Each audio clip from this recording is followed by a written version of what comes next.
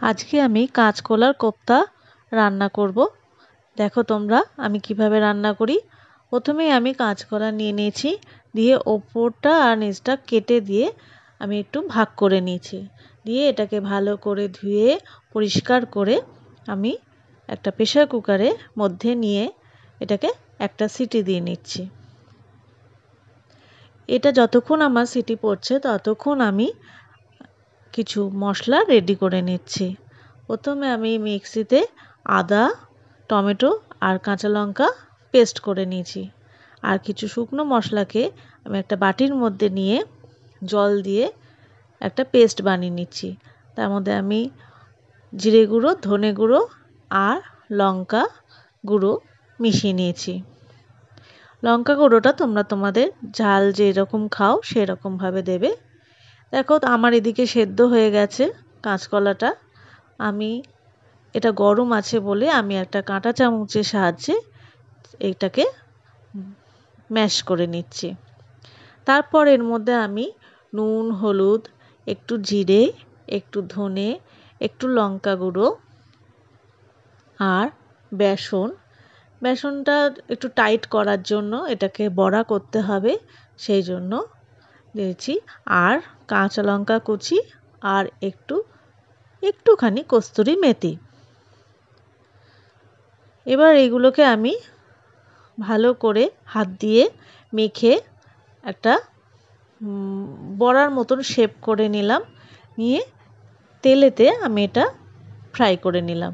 শেপটা তোমরা যেরকম ইচ্ছে সেরকম করো, গোল গোলও করতে পারো। আমি এটা একটু চ্যাপ্টা চ্যাপ্টা ধরনের করে নিলাম, যাতে আমার দুটো পিঠ ভালো করে ভাজা হয়। এবার এটাকে আমি ভালো করে দু পিঠ একবার এদিক একবার ওদিক করে ভালো করে প্রত্যেকটা বড়াকে ভেজে নেব। বেসনটা দেওয়াতে এটা টাইট হয়ে গেছে, এটা ছেড়ে যাবে না তেলের ওপর। এবার দেখো আমার বড়াগুলো ভাজা হয়ে গেছে, লাল লাল করে বেশ সুন্দর করে ভাজা হয়ে গেছে। তোমরাও এরকম লাল লাল করে ভেজে নেবে। তারপর এটাকে একটা অন্য পাত্রে আমি তুলে নিচ্ছি। এরপর যে আমার বাকি ছিল মাখা, বাকিগুলোকেও আমি একইভাবে বড়া বানিয়ে নিলাম।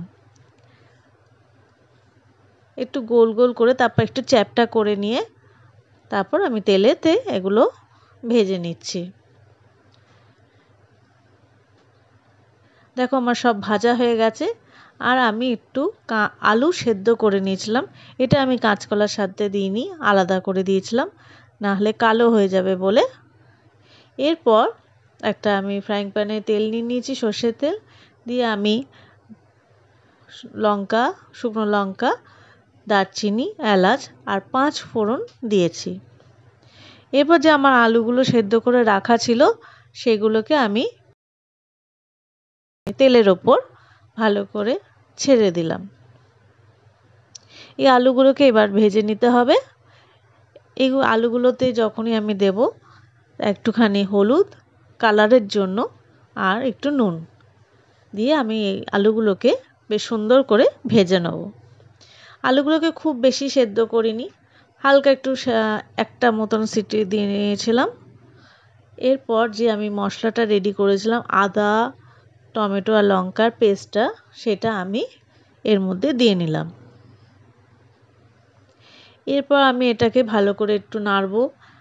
আদা আর এর কাঁচা একটা গন্ধ থাকে সেটা চলে যাওয়া পর্যন্ত।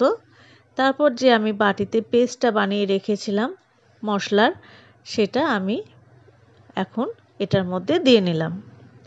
এই মশলাটা দিয়ে এবার ভালো করে আমাকে কষাতে হবে। দেখো আমি সুন্দর করে কষিয়ে নিয়েছি।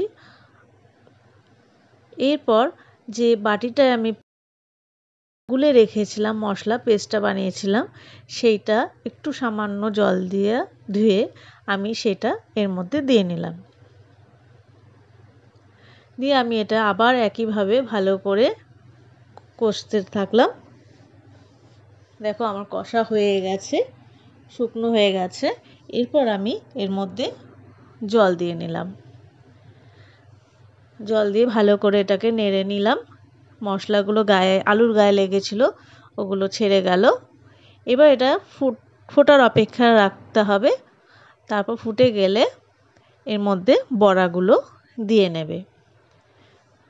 তোমরা যদি চাও তো আরেকটু জল দিতে পারো, আমি এখানে সামান্য আরেকটু জল দিয়েছিলাম। তারপর আমি এর মধ্যে নুনটা একটু দিয়ে নিলাম। তোমরাও চেক করে নেবে, নুনটা আরেকটু লাগবে দিয়ে নেবে।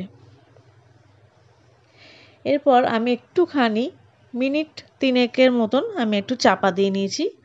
বেশি চাপা দেওয়ার দরকার নেই, কারণ আলুটাও সেদ্ধ, বড়াটাও নরম হয়ে ভেঙে যাওয়ার চান্স আছে। এরপর আমি একটু ওপর দিয়ে গরম মশলা ছিটিয়ে নিলাম। আমার রান্নাটা হয়ে গেছে, দেখো কেমন একটা মাখো মাখো ভাব এসছে। যদি ভালো লাগে তো কমেন্ট করে জানিও।